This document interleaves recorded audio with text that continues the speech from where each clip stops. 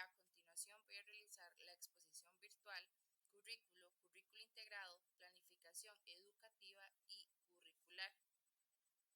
Para dar inicio a esta exposición virtual vamos a iniciar con las funciones de la planificación educativa y curricular.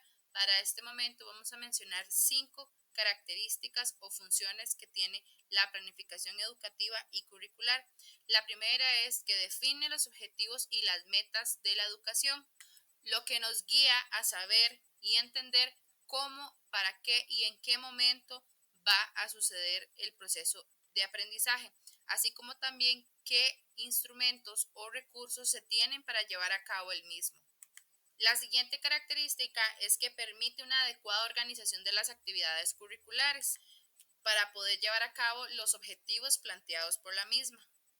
La tercera característica es que vela por los recursos administrativos y materiales para la educación, reduciendo la incertidumbre y así anticipar lo que va a suceder en el proceso de aprendizaje y a su vez dando un rigor a la práctica pedagógica. La cuarta función es que esto funciona como una herramienta primordial para construir una educación de calidad, permitiendo que se dé una equitativa función en cuanto a recursos y materiales para el aprendizaje del estudiantado.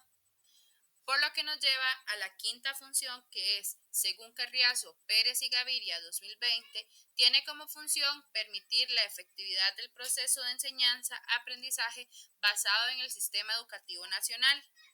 Esto de la mano con las evaluaciones y así cumplir adecuadamente con el proceso educativo que amerita el estudiantado.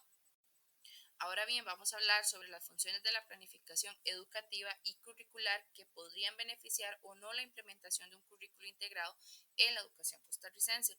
Como primer punto, tenemos que funciona como un instrumento para mantener la calidad de la educación, dándonos como beneficio que articula aprendizajes significativos y conecta dimensiones curriculares, en donde también se puede obstaculizar si se centra solamente en pruebas estandarizadas y se frenan las prácticas integradas.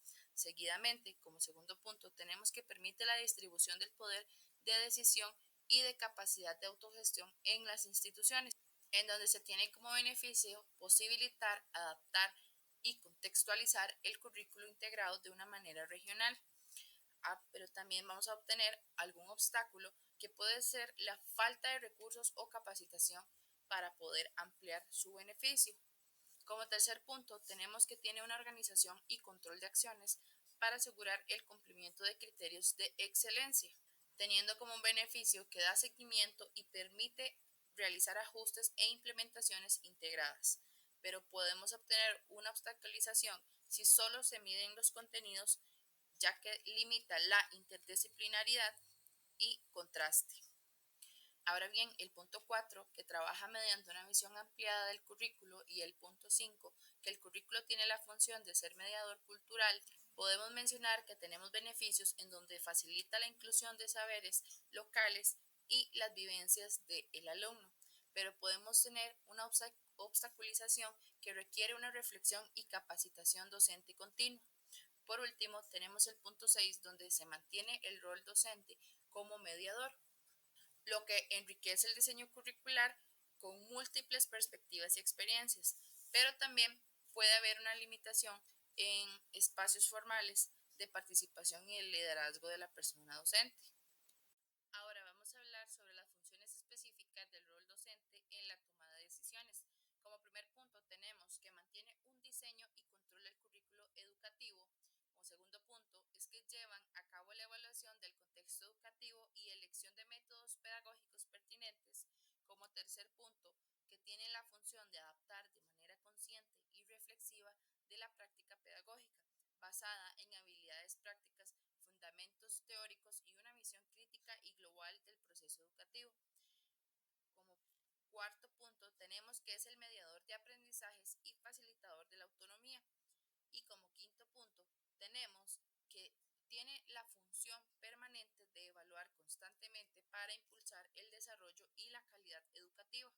Entonces podemos mencionar que el rol de docente en la toma de decisiones es fundamental para garantizar una educación significativa y contextualizada, por lo que a través del diseño curricular, el diagnóstico pedagógico, la autorregulación profesional, la mediación del aprendizaje y la evaluación formativa, el docente asume una posición activa y reflexiva que impacta directamente en la calidad del proceso educativo. Ahora bien, las funciones específicas del rol docente en la toma de decisiones que beneficia o no la implementación de un currículo integrado en la educación costarricense va de la mano que si tiene el rol de diseñar la propuesta educativa considerando las características y necesidades del entorno, dando como beneficio que las personas docentes pueden adaptar activamente las estrategias según el contexto escolar en que se encuentren. Como por ejemplo en una escuela unidocente, la persona encargada tiene el derecho o la habilidad de poder trabajar cubriendo múltiples actividades o múltiples niveles en donde un currículo integrado le va a permitir tener una correlación curricular y una armonización de las asignaturas, por lo que argumentando esto, se puede decir que la persona docente no solamente está para implementar los contenidos, sino que también está para adaptarlos y contextualizarlos, haciendo que las clases o las lecciones sean pertinentes y conectadas entre las asignaturas. Ahora bien, otras funciones es que tiene la responsabilidad de valorar los procesos de aprendizaje y facilitarlo mediante una enseñanza que sea participativa y reflexiva.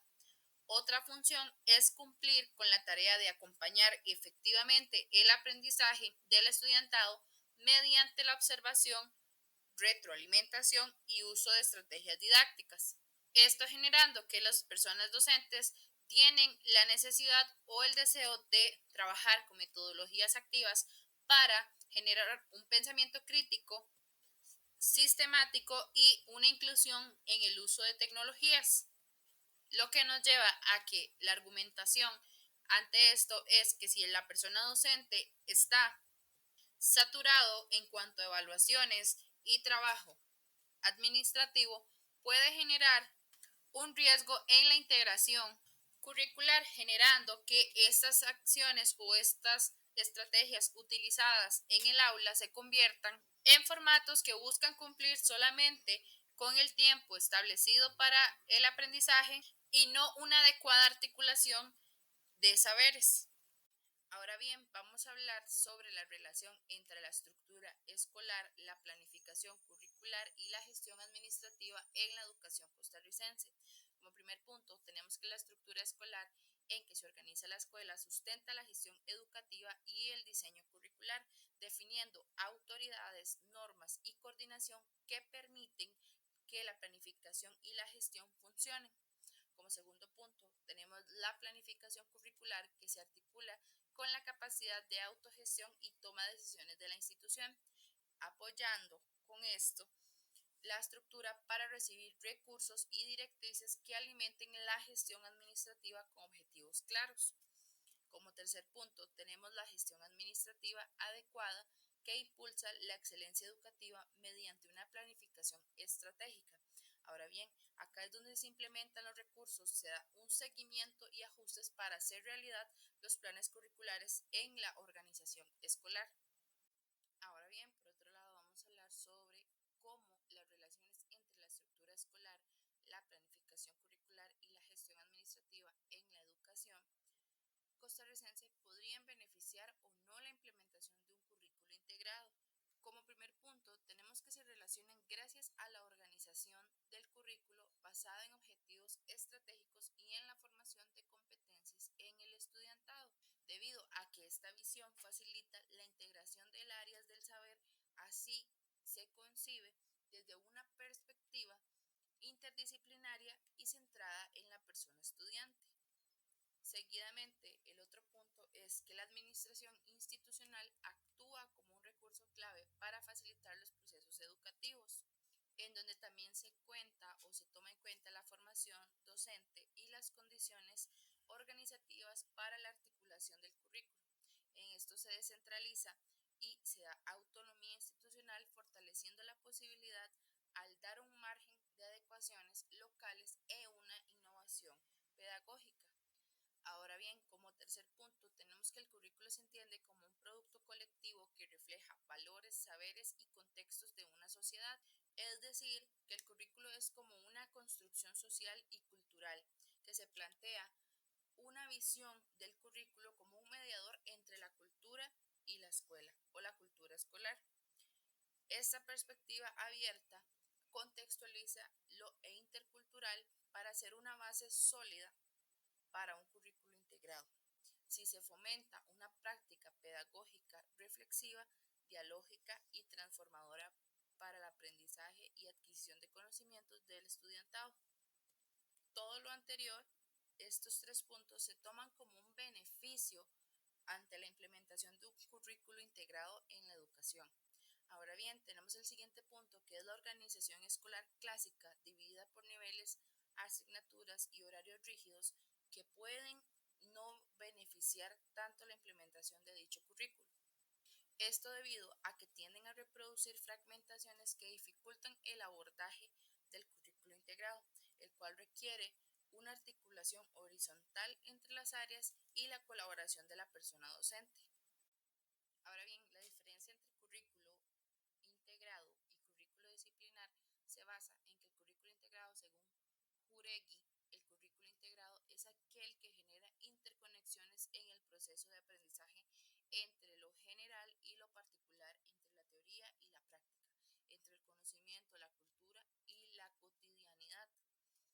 Ahora bien, el currículo disciplinar, en cambio, es una concepción tradicional del currículum que organiza el conocimiento en áreas o asignaturas específicas, dando una priorización de saberes ni siquiera la experiencia del estudiantado, por lo que Hernández y García 2017 mencionan que conviene superar una concepción restrictiva de currículum centrada en la especificación de un plan de objetivos, áreas y contenidos, para definirlo como un conjunto de vivencias implícitas y explícitas que construyen las experiencias de los alumnos.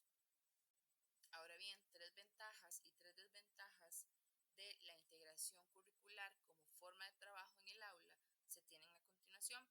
Ventajas. La primera es que promueve un aprendizaje que tiene sentido para el estudiantado y que se relaciona con su realidad y entorno, por lo que Hernández y García 2017 mencionan que el currículum va mucho más allá de un listado programático de contenidos. Impregna los pasillos, los patios, las aulas, pero sobre todo transforma los sujetos.